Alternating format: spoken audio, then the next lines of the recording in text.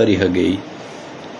કારણ કે જેમ આપણા તર્ક વધારે એમ આપણો સાધનામાં સમય બરબાદ થાય. જેટલા તર્ક આપણે વધારે કરીએ એટલા સાધનામાં આપણે સમય લાગે.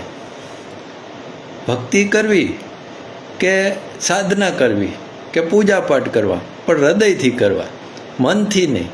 મનથી કરેલી કોઈ પણ વસ્તુ છે ને એ ક્ષણિક હોય છે, પણ હૃદયથી કરેલી જે કોઈ પણ વસ્તુ હોય, પછી તમે તમારા આજુબાજુવાળાને પ્રેમ કરો, ચાહો, લાગણી આપો, ભાવ આપો, જે કંઈ કરો હોય, પણ એ હૃદયથી હોવું જોઈએ. હૃદયથી કરેલી કોઈ પણ વસ્તુ હોય ને એમાં વિચાર જે છે ને, વિચારની બહુ અવસ્થા ઓછી હોય છે.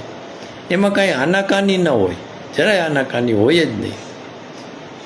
એટલે આ રીતે આપણે આપણી જાતને